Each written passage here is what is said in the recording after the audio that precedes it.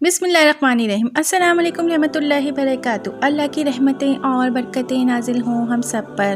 تو میرے محترم ناظرین، آج ہم بات کریں گے کہ زمین میں تیزی سے دھنسنے کی خبریں بہت زیادہ سنی جا رہی ہیں، بلکہ ایسی چیزیں بھی دیکھنے کو مل رہی ہیں کہ لوگ اچھے خاصے اپنے گھروں پر سو رہے ہوتے ہیں اور جب صبح اٹھتے ہیں تو گھر صفائی ہستی سے ہی مٹ چکا ہوتا ہے۔ اب تو ایسا لگتا ہے کہ جیسے ہم سب موت کے کنارے پر کھڑے ہوئے ہیں۔ آج کی اس ویڈیو میں زمین کے دھنسنے کے بارے میں آپ کو بتائیں گے اور میرے نبی کریم صلی اللہ علیہ وآلہ وسلم کی ان حدیثوں کے مطابق زمین کے جو تیزی سے دھنسنے کے واقعات سامنے آ رہے ہیں وہ قیامت کی نشانی کی طرف اشارہ کرتے ہیں۔ تو یہ سب جاننے کے لیے ویڈیو کو اینڈ تک ضرور دیکھیں۔ تو محترم ناظرین، پوری دنیا میں بننے والے یہ ہول خطرے کی علامت تو ہیں، لیکن یہ قیامت کی نشاندہی بھی کر رہے ہیں۔ کیا خطرناک ترین وقت شروع ہونے والا ہے؟ سنک ہول ایک ڈراؤنا قسم کا قدرتی منظر ہے جس نے پوری دنیا میں ہی تقریباً تباہی مچائی ہوئی ہے۔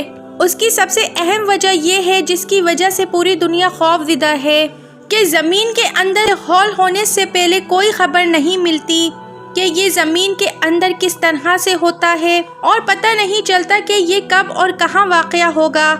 جو زمین کے اندر پانی ہوتا ہے وہ کسی بھی طرح سے زمین کے اندر سرائیت کر جائے اور آہستہ آہستہ زمین کے نیچے موجود مٹی میں اس قدر پانی آ جائے کہ اندر کی مٹی آپس میں ایک دوسرے سے جڑی نہ رہ سکے، اور اگر اس مٹی پر کسی نہ کسی چیز کی تعمیر کی گئی ہو تو یہ اور بھی زیادہ خطرناک بات ہے۔ زمین کے نیچے ریت سے بنی ہوئی ایک موٹی تہ ہوتی ہے جو بڑی مضبوط ہوتی ہے، اور اکثر اسی ریت کے نیچے سے پانی بھی نکل رہا ہوتا ہے، اور کئی بار ایسا بھی ہوتا ہے کہ مختلف جغرافی عوامل کی وجہ سے یہ پانی مٹی میں اوپر اٹھنا شروع ہو جاتا ہے۔ مٹی کے ذرات میں جب پانی آ جاتا ہے تو مٹی کی آپس میں جڑے رہنے کی صلاحیت کافی کم ہو جاتی ہے، مطلب کہ مٹی پہ ہر لحاظ سے پانی کی ایک تہ آ جاتی ہے۔ مثال کے طور پر یہ وہی چیز ہے جس کی وجہ سے دلدل بنتی ہے۔ جب زمین کے اندر پانی مٹی میں سرائیت کر جائے، زمین کے ہر ذرے کے گرد پانی کی ایک تہ آ جائے تو مٹی آپس میں جڑی نہیں رہتی اور ایک دم موجود پانی کے ذخیرے میں گر جاتی ہے، اور اس پر موجود مٹی چند روز تک تو عمارت کا بوجھ برداشت کر لیتی ہے، کیونکہ اس کے نیچے مٹی موجود نہیں ہوتی جو اس کو مختلف جگہوں پر پہنچا سکے۔ مٹی کے اوپر والی تہ میں ہماری عمارتوں اور گھروں کی بنیادیں رکھی جاتی ہیں جو ٹوٹ کر نیچے موجود ان کنوؤں میں گر جاتی ہیں۔ کسی بھی وجہ سے اس مٹی کے نیچے گرنے اور اس کے نتیجے میں پیدا ہونے والے اس کنویں کو سنک ہول کہا جاتا ہے۔ تین پریشانی کی بات تو یہ ہے کہ ابھی تک ایسے آلات نہیں بنائے جا سکے جو زمین میں رہنے والے ذرات کے بارے میں معلوم کر سکیں۔ زمین کے نیچے کیا ہے اس کے بارے میں معلومات حاصل کرنے کے لیے زمین کے اندر سوراخ کرنا پڑتا ہے۔ جو مٹی نکلتی ہے اس کا تجربہ کیا جاتا ہے، جس سے یہ اندازہ لگایا جاتا ہے کہ یہ زمین کس قدر مضبوط ہے اور کس قدر کمزور۔ یہ پتہ لگانا بڑا ہی مشکل پروسیس ہے۔ اس قدر کمزور سوراخ بنانے کا خرچہ اور لیبارٹری میں اس کی ٹیسٹنگ بڑی ہی مشکل پروسیس ہے، اس میں کافی وقت لگ جاتا ہے۔ یہی وجہ ہے کہ سنک ہول کے نمودار ہونے سے پہلے کوئی رائے قائم نہیں کی جا سکتی کہ زمین کے اندر کے حالات کیا ہیں اور کہاں نمودار ہوگا۔ سائنسی نظر میں تو یہ قدرتی چیز ہے، لیکن آنے والے اوقات میں یہ بہت تیزی سے سامنے آ رہا ہے۔ دنیا بھر میں، خاص طور پر امریکہ، یورپ، عرب ممالک میں سنک ہول تیزی سے بڑھتے نظر آ رہے ہیں۔ ان کنٹریز میں زمین کے واقعات بہت تیزی سے بڑھ چکے ہیں، اور اب پاکستان کے بھی کچھ علاقوں میں سنک ہول نمودار ہوتے نظر آ رہے ہیں۔ پاکستان میں بھی ایک ایسا واقعہ ہے جہاں گھر سنک ہول کی وجہ سے متاثر ہوا اور اس میں رہنے والے لوگ سب اپنی جانیں گنوا بیٹھے۔ امریکہ اور یورپ میں نجی سنک ہول کے واقعات بڑھ چکے ہیں۔ امریکہ اور یورپ میں ایک آباد گھر کی زمین سنک ہول کی وجہ سے اندر دھنس گئی اور وہ پورا مکان زمین کی تہ میں غائب ہو گیا۔ استغفر اللہ۔ سنک ہول کی وجہ سے زمین میں جو گھر دھنستے ہیں ان کی لاشیں نکالنا انتہائی مشکل ہے۔ آج تک شاید ہی کسی نے ان کی لاش نکالی ہو۔ کیونکہ یہ اتنے گہرے گھڑے ہوتے ہیں کہ ان کی لاشیں تک ملنا مشکل ہے۔ تو چلیں ناظرین، اب اس بارے میں بات کرتے ہیں کہ یہ واقعات اتنی تیزی سے کیوں بڑھ رہے ہیں۔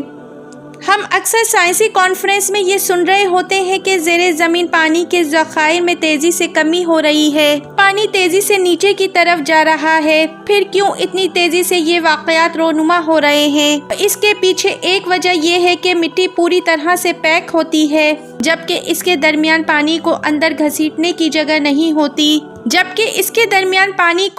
گھسنے کی جگہ نہیں ملتی۔